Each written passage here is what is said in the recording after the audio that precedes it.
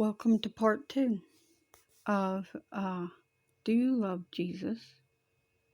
Then hear the prophecies that he prophesies and that he has spoken in his word. Hear his prophets, not just the ones from today, but the ones from yesterday too. Because Jesus is the same yesterday, today, and forever. Hebrews 13:8.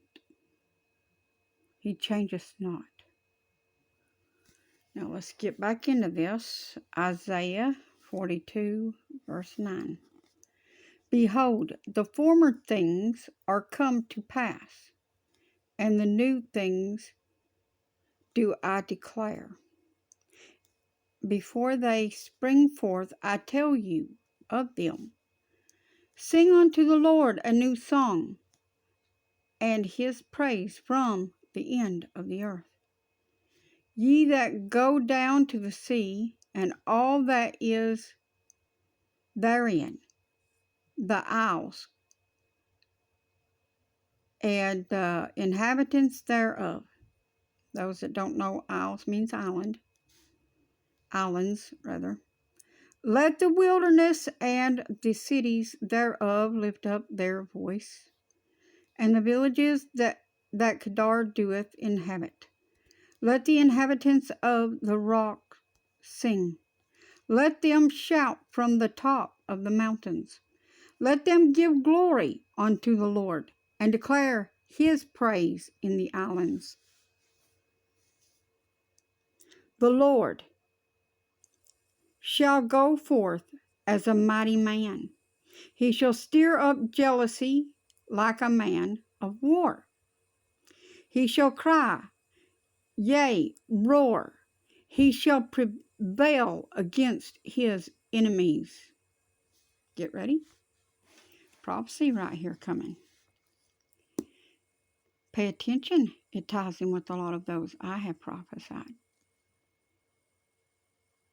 I have a long time holding my peace.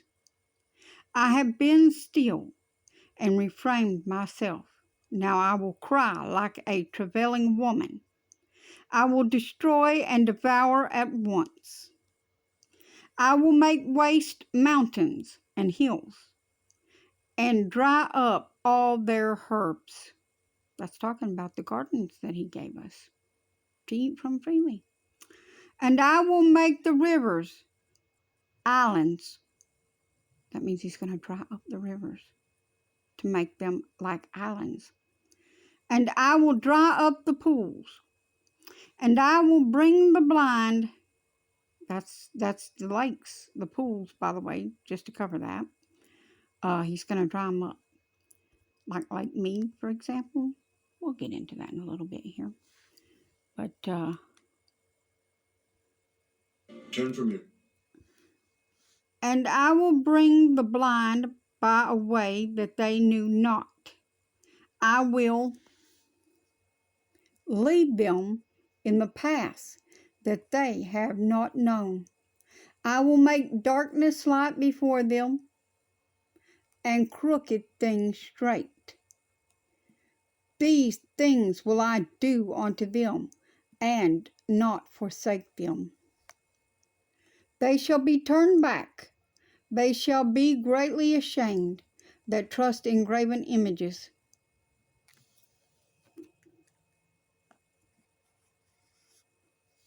Doesn't matter what kind of graven image it is.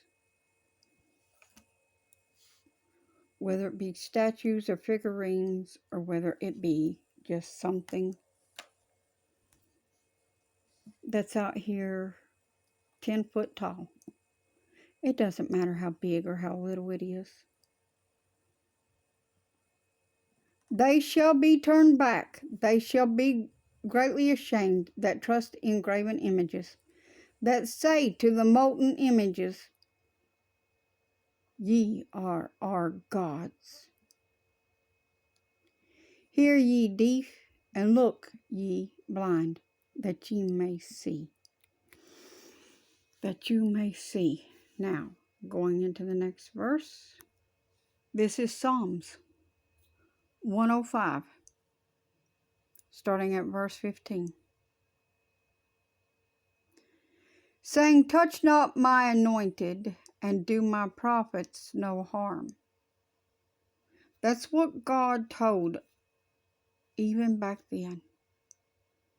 And yet you of the earth continue to berate and to punish and to neglect and to mistreat and to abuse and beat and to kill the prophets. You will now reap what you have sown. When you scoff at a prophet, that's the same thing. When you say, oh, I don't believe you, or I don't receive you, same thing. You are turning away God's voice, not that prophet's. You will reap that which you have sown. The devastation that you see now is nothing and pales into comparison what God Himself is going to pour out in the next little while. Get ready. You thought with your sciences and whatnot that you could defeat the one true holy God. I'll get on into that a little more. But let's get into this word, shall we? Psalms 105. Once again, starting at verse 15. Saying, touch not mine anointed, and do my prophets no harm. Moreover, He called for a famine upon the land. He breaketh the whole staff of bread. I told you all famine was coming. And some of you said to my face, no, can't happen. You thought we were in a time of prosperity, peace and safety. You should have known better than that. But thanks for bringing it to my ears.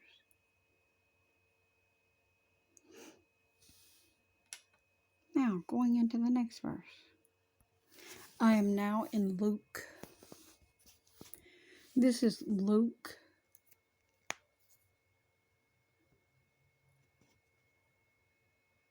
4. And it is verse 24 and 25 that I'll be covering. And he said, and this is Jesus speaking, red writing, verily I say unto you, no prophet is accepted in his own country. But I tell you of a truth, many widows were in Israel in the days of Elias. That's Elijah. When the heaven was shut up 3 years and 6 months. That's 3 years and a half. When great famine was throughout all the land. Now, what do you think that means when it says that the heavens were shut? There was no rain. Therefore, there was a drought. The only time it rains these days is to bring about great floods.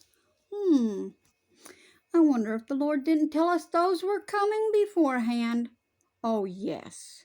That was on purpose to wash away topsoil, to destroy and wreak havoc upon the land, but also to destroy lives off the land. Just like in the day of the Great Flood, only this was miniature versions to try to get your attention and to wake you up. And did you comply? Did you come out of your sins? Did you come out of your wicked ways? No, you stayed in them. Let's continue on, shall we? This is Isaiah 19, starting at verse 4. And the Egyptians will I give over into the hand of a cruel Lord, and a fierce king shall rule over them, saith the Lord of hosts. Now, do you understand that? And the Egyptians will I give over into the hand of the cruel Lord, and a fierce king shall rule over them, saith the Lord. Yuns have complained about the president that we currently have here in America. Relax. Jesus is going to give you a whole new one. And you won't see what's happening at first. But when the time comes, you will see how cruel that one can be too. But for a while, we will sit under the dictatorship of the one we currently have, till he is finished establishing what he must establish for the next one to come. Y'all should have been reading your word. You would have known this, that the one only goes for a short space before the next one comes. But you weren't paying attention. You were busy playing. Even playing church. I'll see you in part 3.